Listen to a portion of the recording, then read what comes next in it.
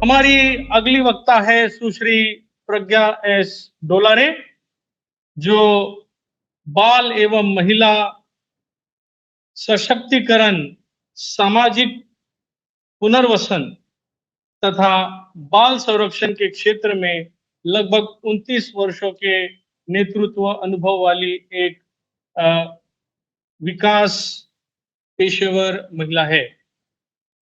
उन्होंने कासा, हिंदुस्तानी covenant church, world vision तथा free a girl, जो नेदरलैंड्स की एक संस्था है, ऑर्गेनाइजेशन है, उसके साथ काम किया है और करती है। और पिछले 8 वर्षों से वे फ्री अ गर्ल के साथ भारत की कंट्री प्रोग्राम कोऑर्डिनेटर के रूप में सेवा कर रही है, जहां वो school of justice rescue programmes का नेतृत्व करती है। वो मुंबई में रहती है। हम सुश्री प्रज्ञा एस डोलारे को बाल गरिमा विषय पर बोलने के लिए प्रेम पूर्वक आमंत्रित करते हैं। थैंक यू पास्टर साहब और आप सबका स्वागत है इस सेशन में। आज हम बात करेंगे बच्चे की गरिमा और सामाजिक सुधार के बारे में। बच्चे की गरिमा का मतलब हम जाने कि यहाँ पर है कि उनको एक इंसान होने के तौर पर उनकी अहमियत दिए जाना और स्पेशली उनकी भावनाओं का सम्मान करना, उनको सुरक्षित रखना और उनसे जुड़े जो भी फैसले हैं उनमें उनकी सक्रिय भागीदारी को निर्धारित करना।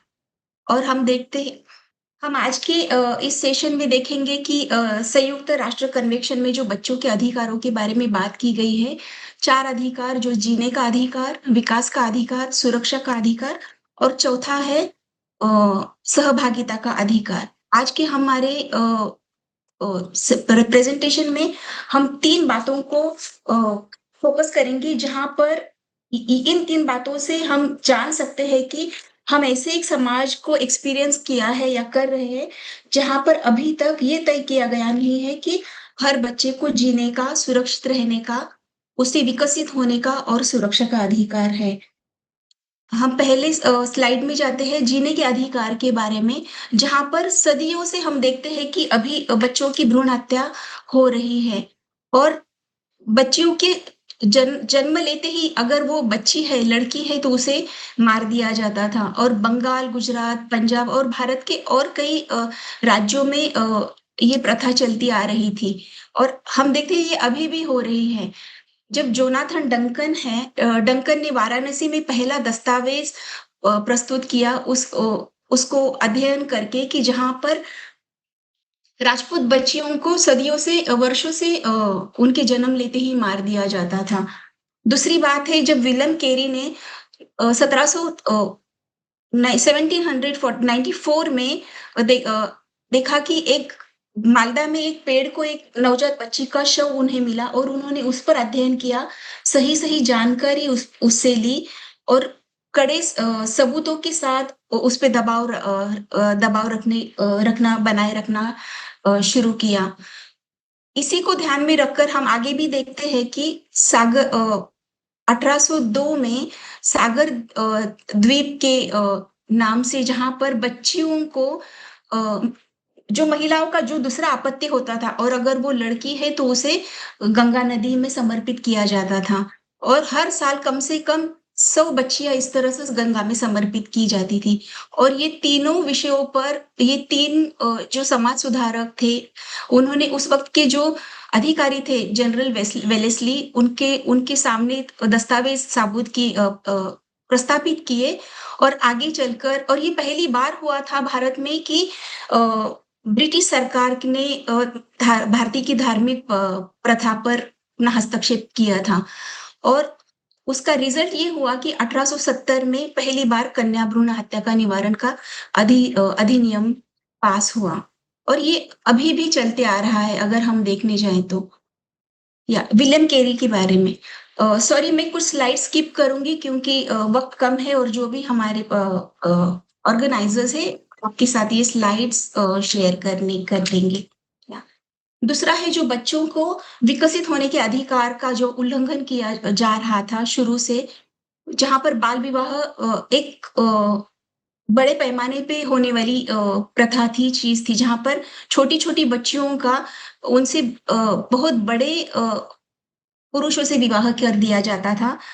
जहाँ पर पति की मौत होने के बाद जब बच्चियाँ किशोरावस्था में विधवा हो जाती थी और हमने ऑलरेडी प्रीवियस पहले सेशन में देखा है, सुना है कि किस तरह से विधवाओं के साथ अन्याय हो रहा था और ये छोटी बच्चियाँ, किशोरवयीन बच्चियों के साथ वही अन्याय हो रहा था।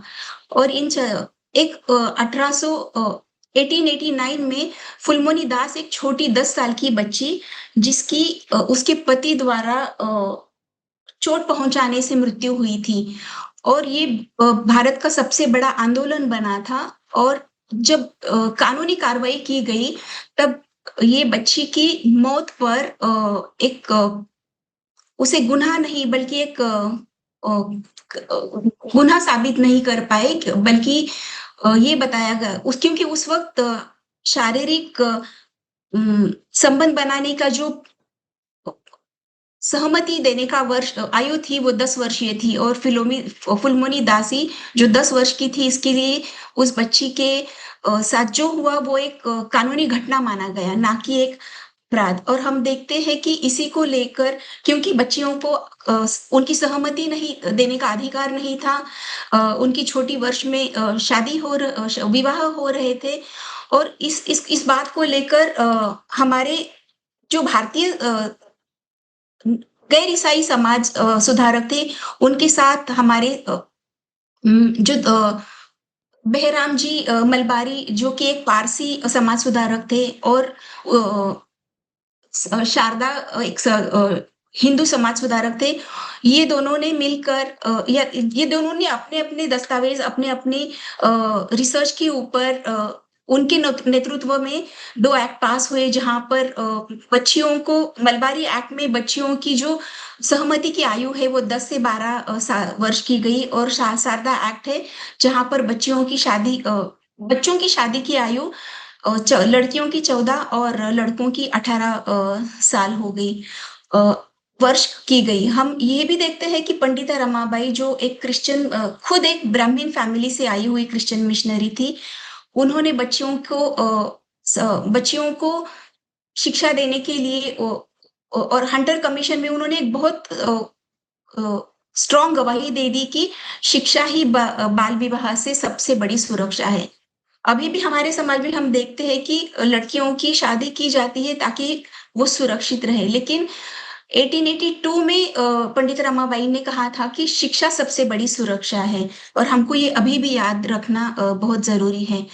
हम आगे देखते हैं कि अ, जो तीसरा बच्चों का अधिकार उल्लंघित किया जाता है, वो है संरक्षण का अधिकार या सुरक्षा का अधिकार। हम 19वीं सदी तक भारत में एक भी सरकारी अनाथ आश्रम नहीं था और हम देखते हैं कि अ, पंडिता रमाबाई जो महाराष्ट्र में अकाल पड़ा था, माता-पिता मर रहे थे, बच्चियाँ भूख से मर रही थी और उन्होंने एक बैलगाड़ी में गाँव-गाँव से जाकर बच्चों को लाया और उन्होंने अपना एक शारदा आश्रम और जो पूना में केडगाँव में है पंडिता रमाबाई मुक्ति मिशन ये आश्रम शुरू किए। हम मदर तेरेसा को भी इस बारे में भूल नहीं सकते। उन्होंने रास्ते पर पड़े हुए बच्चों के लिए जो मिशनरीज़ ऑफ चैरिटी के अंडर काम हो रहा है, जो अनाथ आश्रम या आश्रम चलाए जा रहे हैं, हम इन बातों को नहीं भूल सकते और बच्चों की सुरक्षा का जहाँ पर उल्लंघन हो रहा है, वो सबसे बड़ी बात आज हम अभी भी देख रहे हैं, जहाँ पर बच्चों की तस्करी हो रही है, अलग-अलग कारणों से, अलग-अलग वजहों से, चाहे वो अ बाल मज़दूरी हो, चाहे वो लैंगिक शोषण के लिए हो, चाहे वो और कोई आपराधिक गतिविधियों के लिए हो। और अभी तो एक ऐसी भी चीज़ आई है मतलब अभी ऐसी भी परिस्थिति है कि बाल विवाह के नाम से बच्चियों की तस्करी हो रही है। और जब हम लैंगिक शोषण के बारे में बात करते हैं तो सबसे पहले या फिर ज़्यादातर लोगों को यही अंडरस्टैंडिंग है कि यहाँ पर सिर्फ़ बच्चियों का लैंगिक शोषण होता है। लेकिन ऐसे नहीं है। अभी के अगर देखने जाए तो बहुत सारे छोटे लड़के जो बच्चे हैं उनका भी शोषण किया जा रहा है। उनकी भी ट्रैफिकिंग लैंगिक शोषण के लिए हो रही है। ये सिर्फ बाल मज़दूरी के नहीं लिए नहीं है। और जब हम लैंगिक शोषण या बाल तस्करी के बारे में बात करते हैं, तो पंडित रमाबाई, मदर टेरेसा इन्होंने जो काम किया है उसके साथ अभी के जो हमारे दूसरे नोबेल पुरस्कार विजेता है कैलाश सत्यार्थी, इनको हम कदापि नहीं भूल सकते क्योंकि उन्होंने जो बचपन बचाओ आंदोलन शुरू किया 103 देशों में उन्होंने वैश्विक मार्च चलाया और आज तक 90 से ज्यादा बच्चों को उन्होंने बाल मजदूरी या लैंगिक शोषण से जहां पे भी वो ट्रैफिक हुए थे वहां से उनको आजाद करवा दिया है। मेरी हम देखते हैं कि समय के अनुसार हमारे देश में बहुत कड़े कानून हैं, समय के अनुसार उसमें बदलाव आने लगा है। यहाँ पर जब हम हमारे कानूनी विस्तारक के साथ बात करेंगे, मेरी एक कलीग है जो लॉ की स्टूडेंट है दीप्ति, मैं उससे रिक्वेस्ट करूंगी कि ये आखिरी वाला स्लाइड अगर वो प्रेजेंट कर दे तो। Deepti, over to you. Okay, good evening everyone. आज मैं टाइम कम है तो आज मैं सीधा हमारे समाज की एक बेहद संवेदनशील लेकिन ज़रूरी मुद्दे पर बात करने आया हूँ और वो है बाल अधिकार और हमारे कानूनी हथियार। तो संयुक्त राष्ट्र की मानवाधिकार घोषणा पत्र UDHR, universal declaration of human rights और अंतर्राष्ट्रीय बाल अधिकार समझौता यूएनसीआरसी ये साफ कहता है कि हर बच्चा सम्मान और अधिकारों के साथ आजाद पैदा होता है। और यूएनसीआरसी के आर्टिकल 3 के मुताबिक बच्चों से जुड़े किसी भी कदम में उनका सबसे बड़ा हित, उनका बेस्ट इंटरेस्ट सबसे पहले देखा जाना चाहिए। यहाँ तक कि आर्टिकल 12 उन्हें हर आस मामले में अपनी राय आजादी से रखने की गारंटी देता है जो उनसे जुड़ा हो। तो हम सबसे पहले बात करते हैं बाल श्रम यानी चाइल्ड लेबर की। इकोनॉमिक एक्सप्लॉयटेशन यानी आर्थिक शोषण के कारण आज लाखों बच्चे अपना बचपन और अपनी शिक्षा खो रहे हैं। इसके खिलाफ हमारे सबसे बड़ा कानूनी हथियार है जो भारतीय संविधान कॉन्स्टिट्यूशन और इंडियन कॉन्स्टिट्यूशन का आर्टिकल 24 जो 14 साल से कम उम्र की बच्चों की किसी भी खतरनाक काम में लगाने पर पूरी तरह रोक लगाती है। इसके साथ ही 2016 का चाइल्ड लेबर अमेंडमेंट एक्ट हर तरह की कोशिशों और कामों में 14 साल से कम की बच्चों को काम करवाने पर पूरी तरह बंद लगाता है। और दूसरी बड़ी समस्या है बाल विवाह जो एक बच्चे के हेल्थ, शिक्षा और सम्मान के अधिकार को छीन लेता है। इस वजह से कम उम्र पर प्रेगनेंसी और कई तरह की फिजिकल रिस्क पैदा होता है। इस अपराध को रोकने के लिए हमारे देश का कानूनी हथियार है protection of child marriage act 2006 जो बाल विवाह को एक क्रिमिनल ऑफेंस मानता है। इसके बाद हम बात करेंगे बाल शोषण जो मेंटल या फिजिकली और सेक्सुअल एब्यूज की भी बच्चों के मतलब मानसिक विकास को पूरी तरह तबाह कर देती है। इनकी सुरक्षा के लिए 2012 में एक सख्त कानून लाया गया था जिसे पॉक्सो एक्ट कहता है जो बच्चों के लिए एक दस्ताना और सेफ कोर्ट प्रोसीड्योर सुनिश्चित करता है। और हमारा संविधान सिर्फ समस्या को खत्म नहीं करते बल्कि बच्चों की सुरक्षा के लिए कई ढाल भी बनाता है जैसे कि आर्टिकल 15 धर्म, जाति या लिंग के आधार पर किसी भी तरह की भेदभाव को रोकता है। और आर्टिकल 21 और 21A 6 से 14 साल का हर बच्चे के जीने का अधिकार, सम्मान का अधिकार और फ्री एंड कंपलसरी एजुकेशन का फंडामेंटल राइट पक्का कर देता है। और डीपीएसपी स्टेट को निर्देश देता है कि वो बच्चों को शोषण से बचाए और उनके शुरुआती बचपन की देखभाल का इंतजाम करे। और जो बच्चे किसी वजह से कानून के चक्कर में फंस जाता है या जिन्हें केयर की जरूरत होता है उनके लिए जुवेनाइल जस्टिस एक्ट है 2015। ये इस कानून का मकसद मतलब साजा देना नहीं है बल्कि उनका सुधार करना और उनके लिए सही विकास करवाने की कराता है ये कानून। तो इतने में इतिहास में हम जोनाथन डंकन से लेकर नोबेल पुरस्कार विजेता कैलाश सत्यार्थी तक, जिन्होंने अपने बचपन बचाओ आंदोलन के जरिए 90,000 से ज्यादा बच्चों को आजाद करवाया, उन्होंने हमें रास्ता दिखाया है। हमें याद रखना होगा कि हर बच्चा अनमोल है।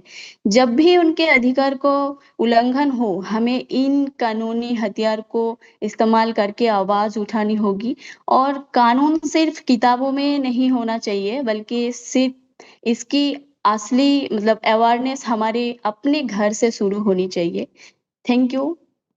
बहुत बहुत शुक्रिया, बहुत बहुत शुक्रिया बहन दीप्ति, और उसके पहले बहुत बहुत शुक्रिया सुश्री प्रज्ञा डोलारे जी।